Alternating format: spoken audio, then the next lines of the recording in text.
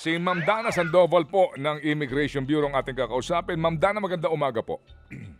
Good morning. Magandang umaga po. Good morning.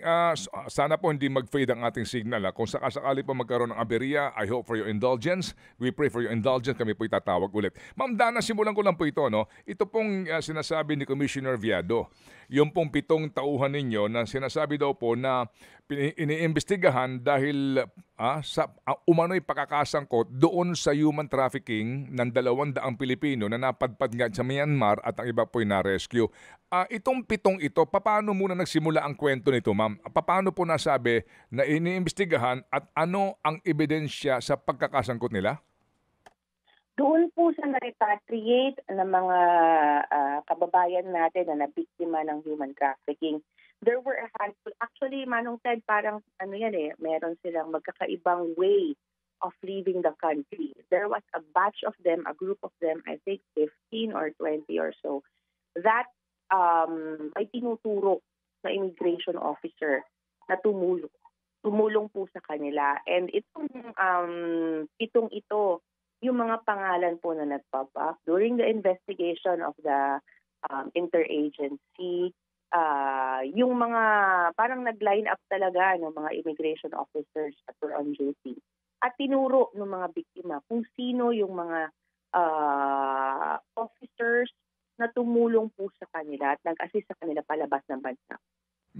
Nagkaroon talaga dito ng pagpapahilera sa mga immigration officers sa NAIA Terminal 1 and 3 at tinuro mismo nitong mga biktima ng human trafficking, yung mga taong ito? Larawan Picture. po nila ang Okay. yes, ang kinuha po ng tiyakan for that. Okay, so mga pictures tinuro. Ma'am, ito ho ay mga immigration officers sa counter mismo ng immigration? Yes, Manong Ted, sa counter po yan. So nagbigay sila ng clearance dito sa mga individual na ito. Okay. Meron bang CCTV sa pangyayaring ito at mga anong petsa po ito? Yan na po yung pinupull out natin kasi kahapon po natapos na yung interviews natin doon sa mga victims. So nakuha na po natin yung mga statements nila. So after that, nag-initiate na po ng cases against the 7. Opo.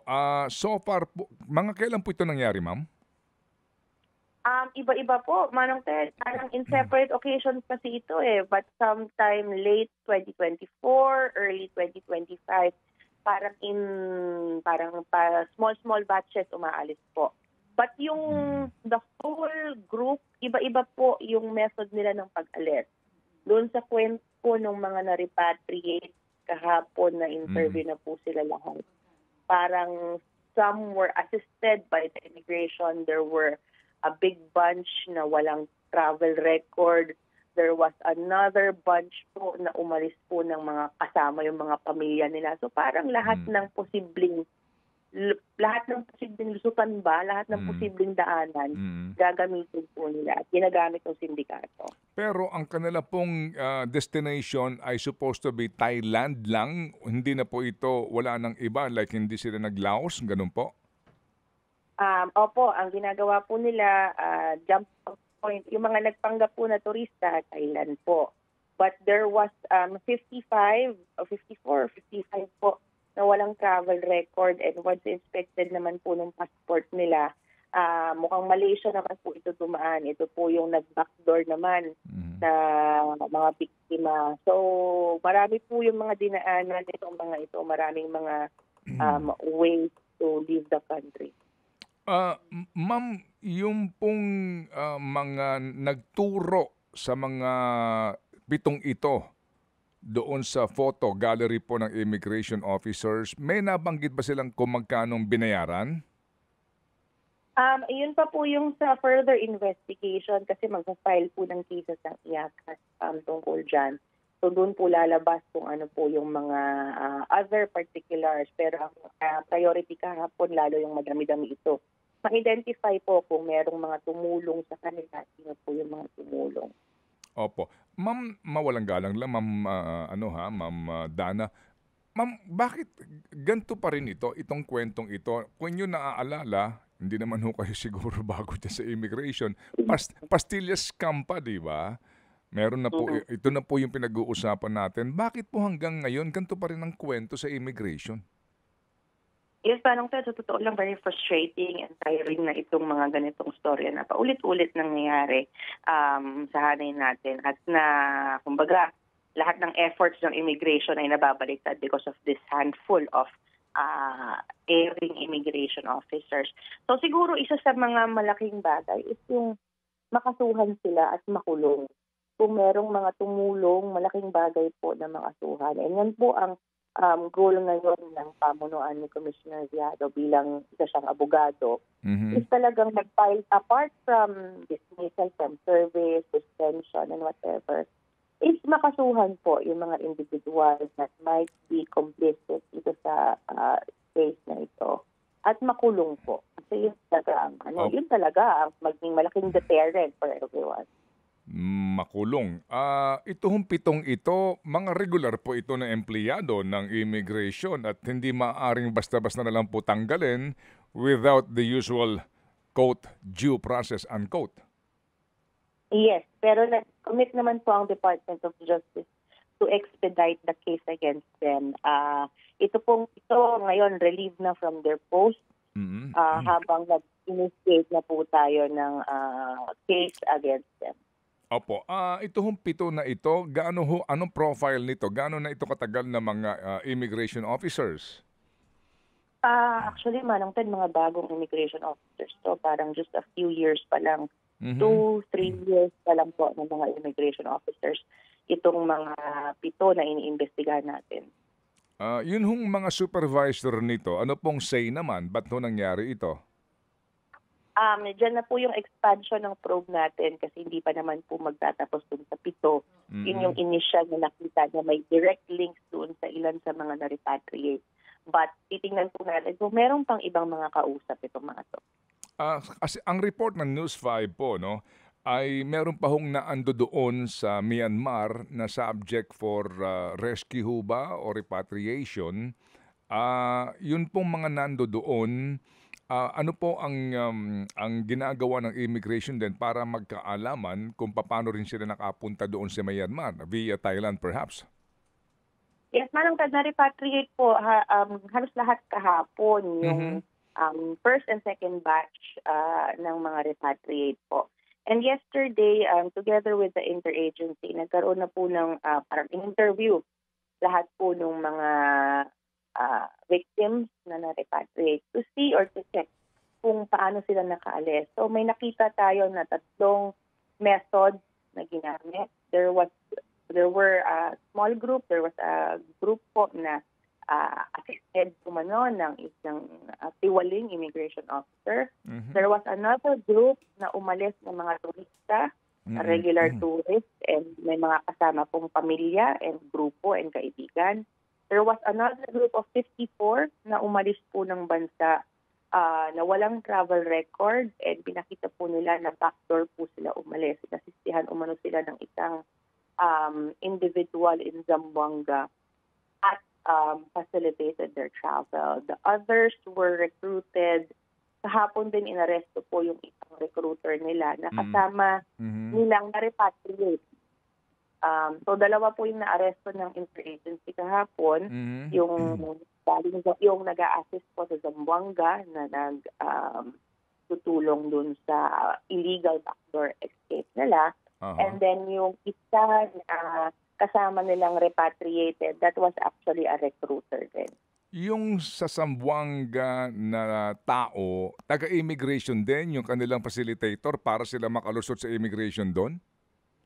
Hindi po. Ito po ay individual. Ito po yung sa backdoor na mga ginagawa nila na parang isa ito ang tawag nila ay Aling Fiona o Ate Fiona na tumulong po sa kanilang mag-arrange ng mga bangka para makalabas po ng bansa. Bangka lang ito kasi there's a trip. May biyahe po from Zamboanga City to Sandakan, no? Yes. Yes, meron diyan direct ho na biyahe, no, by boat nga. Yes. Opo. So doon may immigration, di ba? Opo, doon po sa formal na Pampang, meron pong immigration officer doon. Okay, so ito hong mga nakalusot, hindi ito dumaan ng immigration doon? Yes po, doon sa interview naman sa kanila, wala rin pong tatak yung kanilang passport. Merong fake na immigration stamp, kagaya po nung huling na repatriate na tatlo. May fake immigration stamp po. Ang kwento po nila, pagdating po ng Malaysia, doon sinatakan ng Malaysian yung kanilang mga pasaporte. And ang sinakyan nila, maliit po na bangka. Parang gabi sila nag-set off from the shore. Assisted po nitong Fiona na ito. From Zamboanga? Tawi-tawi po. Zamboanga Okay. yung yes. Sige. Okay, so tawi-tawi para mas malapit na po, kumbaga.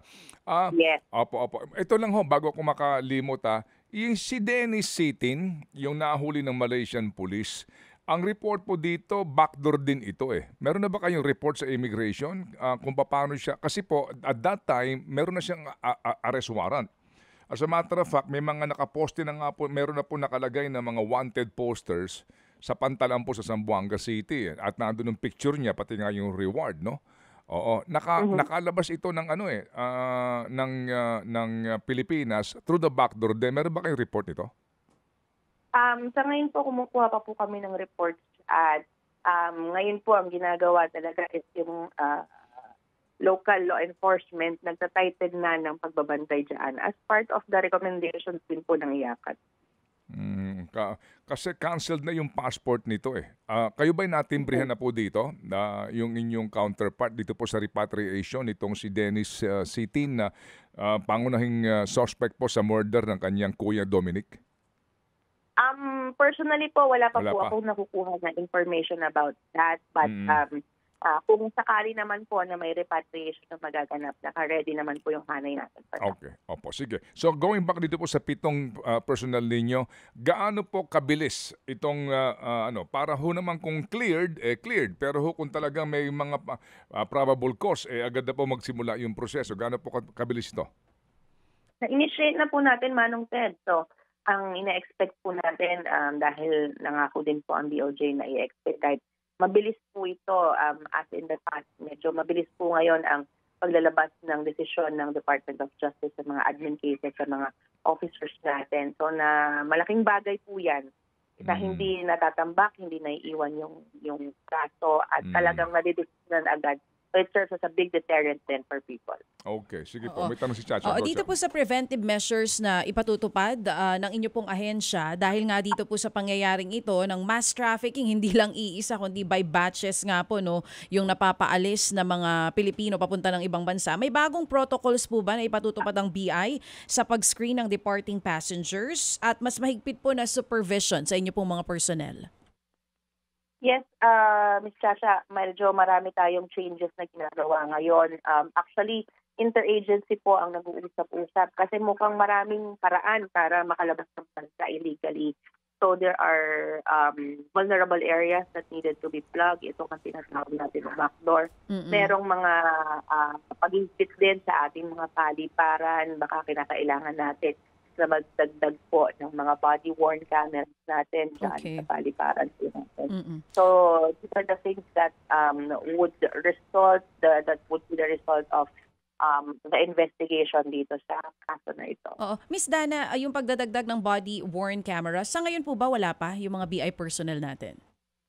Meron po. Meron na pong body-worn cameras but those are deployed doon sa secondary inspection natin. Sa primary inspection counters po, wala pa pong body-worn cameras. But that would be siguro the project of the next group form, next procurement. Oo, so parang ang mangyayari, hindi na lang iilan for all BI personnels na para masigurado. Yes, para malinaw din po kung meron pang facilitation or merong pagtulog na naganap. Oo. Para sa naman po, pagdating po dito sa mga technology na po pwede pa nating ibang magamit para dun sa unusual patterns, halimbawa mas madaling makikita ng BI, yung pag-detect ng fake stamp, pag-check ng mga unregistered exits. Meron ba tayong mga bagong technology na ipatutupad para mas maiwasan na po yung mga ganitong klase ng pangyayari? Yes, doon yung mga fake stamps po, meron po tayo yan. Ito po yung laboratory natin and kaka-procure din po natin, kakakuha lang po natin ng mga bagong machinery in terms of inspecting. Kaya we were able then, once they were repatriated, we were able then to immediately determine if the stamp that was used doon sa kanilang mga pasaporte ay peke o hindi. Okay. Sige po. So, ma'am, dito ho naman sa sa binabanggit din po ni Commissioner, no, itong mga nahuli diyan sa area po ng Mindanao ng mga Chinese na meron na po mga negosyo.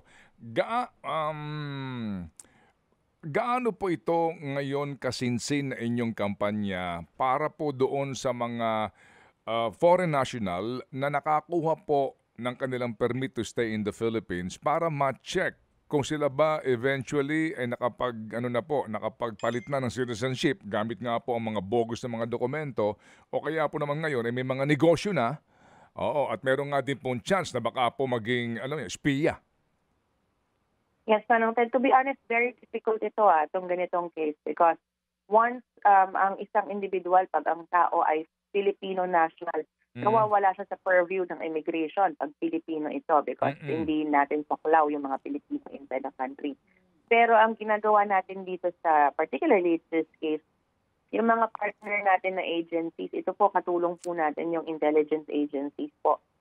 In Mindanao, different intelligence agencies there that help us in siguro tracking yung mga documents that were suspiciously issued to foreign nationals. So once may na-track po sila ng mga documents na suspiciously issued, binabato po nila yan sa immigration at ang immigration po ang sinusundan itong kumbaga trail na ito ng suspiciously issued documents.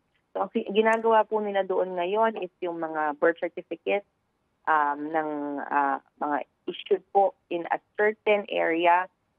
Merong mga binabantayan po ang intelligence agencies doon. Binabato po sa immigration kapag may nakitang suspiciously issued na documentation. At iyan po, it led to this nakita natin na trend. Disturbing nga ito, sabi namin. Dahil parang mga fake Filipinos po ginagamit para maging owners umano ng mga establishments doon. Opo. So, sige. So, ito ho ngayong nahuli dyan sa Mlang, North Cotabato, no? Na 4 na mga Chinese. Ano ang disposisyon ngayon dito ng Bureau? Ito po ay for deportation, yung mga foreign nationals doon. At because they were found to be working not in their area kung saan po sila nagtatrabaho.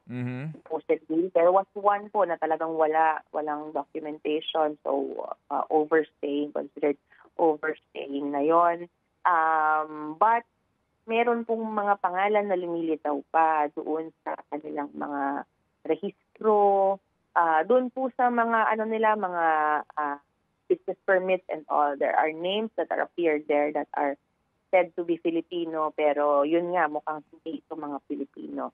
So ito ang tinutugis ngayon ng immigration kasi ang sinasabi po ng mga Filipino workers doon na hindi nila ever nakita itong mga owners na ito or non-existent itong mga owners na ito. But we believe there might be personalities behind it, foreign nationals that are behind it.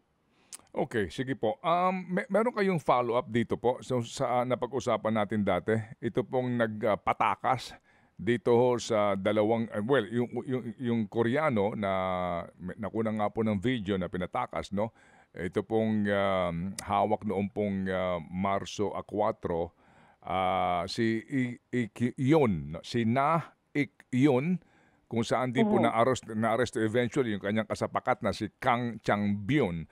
Yung pong mga supervisor nitong mga personnel ninyo na nagpatakas, bakit, di ba, hindi naman sila naka-duty, yung mga naka-duty, kumbaga, nagpaumaya sa kanila, and then, hindi naman mangyayari yan kung wala pong supervisor's approval. Ano na pong update dito? Na-expand po natin, Manong Ted, yung mga cases. Meron pa pong additional na 4 that are facing administrative cases and investigation. So 3 po yung kapalit nila. Yung sumunod po yung nag-authorize ng pagpapalit nila sa isa't isa. Opo. So, ano na po ang estado ho ng investigasyon? Yun ho bang mga supervisor nito, mga permanent po? Mga permanent employees? permanent employee din po, Manong Ted. So, umaandar po yung investigation. Nagpadala na rin po tayo ng report sa Department of Justice para matuloy po yung Opo, sige po. So, ma'am, ito po, may reaction dito mga OFWs na baka ho na naman dahil dito po sa pangyayaring ito ng human trafficking papunta dyan sa Thailand and eventually Myanmar ay magbunga ng napakahigpit na naman na screening sa mga legitimate na OFWs. Not necessarily naman, Manong Ted. Ito namang ating strict departure formalities has been in place. For last year, mahigit 1,000 po yung na-intercept natin na ganito yung cases na parang mga pupunta sa mga scam hubs. And meron tayong mga sinusundan na patterns and trends para ma-determine po kung itong mga taong ito umaalis po ay biktima ng trafficking. But yung kumbaga masasabing maghihigpit sa regular tourist, wala pong kailangan ikabahala. Yung mga regular na turista, mamamasyal, lalo po yung mga OFWs, mga kababayan natin na alis ng bansa as OFWs. Wala pong kailangan ikabahala. Hindi na kami magdadala, ma'am, ng yearbook o diploma? Wala po, Manong Ted. Hindi po magdadala. Pag-get po yun. Hindi na kami magdadala ng picture kasama ang graduation picture. Pamilya ko. Hindi na po. Hindi po.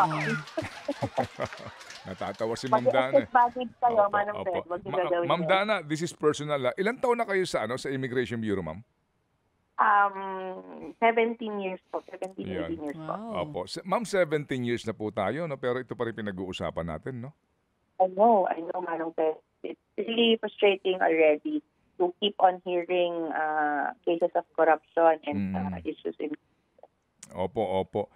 Oo, well, sige po. So salamat na marami, Ma'am Dana, at kami po muli tatawag sa inyo para po maipaliwanag ho naman ng Bureau ang inyong ginagawa po para sa cleansing na ito sa inyong hanay. Salamat po, Ma'am Dana. Salamat po and good morning. Thank you. Si Ma'am Dana Sandoval po ang tagapagsalita ng Immigration Bureau.